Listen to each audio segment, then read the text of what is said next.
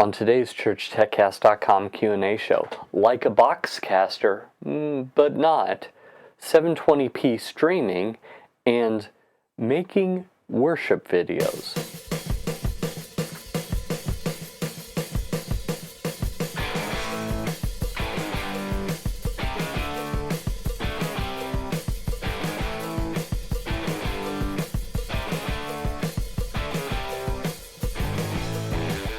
Hi, and welcome again to the ChurchTechCast.com Q&A show. This is the show where every week I answer your church tech questions.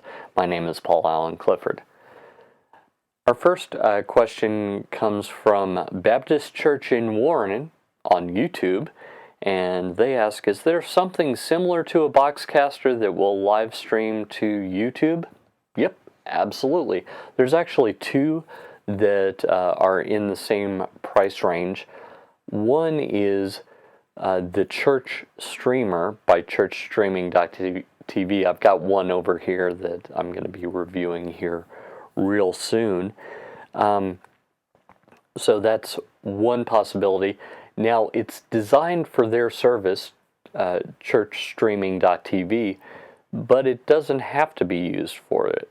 So that's one thing. It costs about $500 and can do multiple streams. It's pretty nice.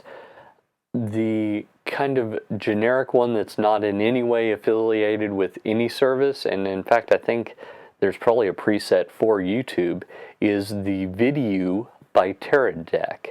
So that's Teredek is the company that makes it. And there's three different versions. It's the VIDIU. There's the Mini, the regular one, and then there's, I think, the Pro. So those are $500, $750, and $1,000. So the Video Mini is about the same cost as the boxcaster, but it's not tied just to boxcast.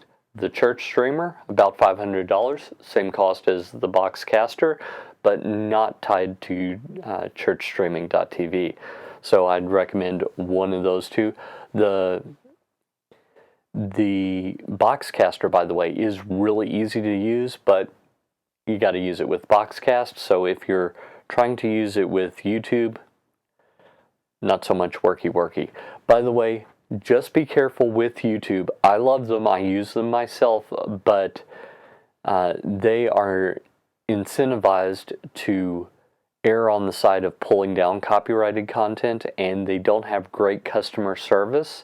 So if you get pulled down, and I know a church just down the road from me that has been pulled down and their channel taken down with no recourse whatsoever, just something to look out for if you're playing any copyrighted music. And don't think just because it's a hymn it's not under copyright, because some hymns are and some aren't, so that makes it even more difficult. So that's all I'm going to say about that. Okay, Slim Shady 806 on YouTube says, I have 200 megabits per second download and 10 megabits per second upload. Is that good enough to live stream in 720p? Yep. In fact, it's good enough to live stream in 1080p, 60 frames per second. So you should be fine. The only thing that I would worry about is what is your encoding computer running through.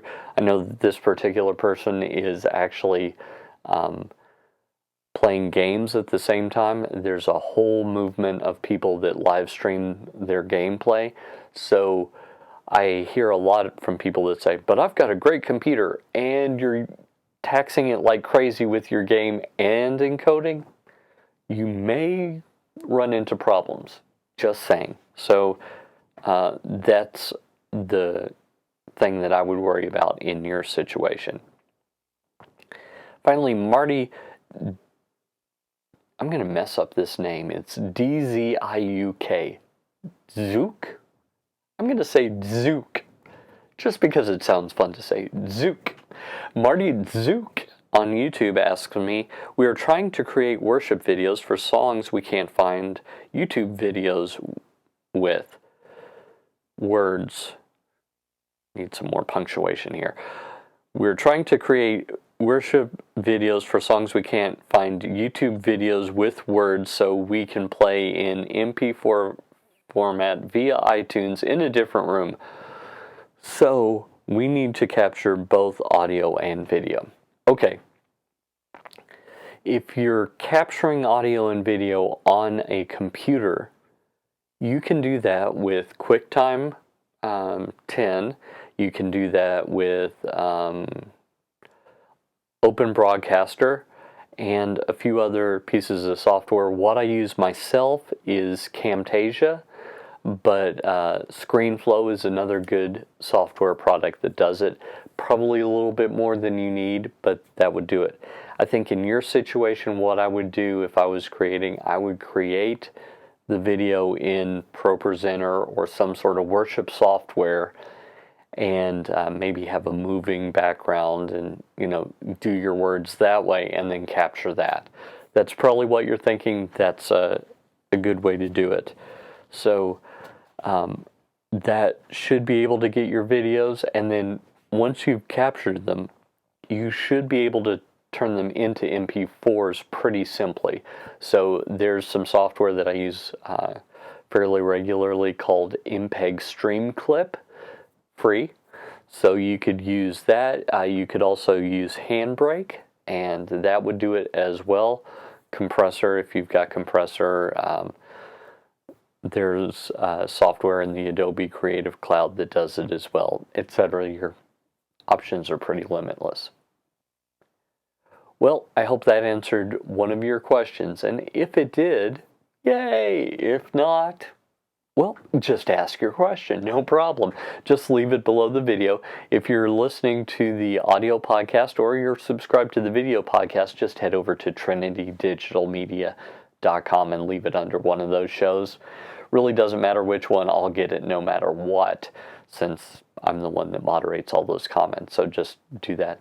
By the way, please leave me a comment under the video saying if you like this, if there's room for improvement, what you would do differently, etc. I'm always trying to be better, and I can certainly do that with your help. Until next time, this is Paul Allen Clifford with TrinityDigitalMedia.com. Go out and change eternity.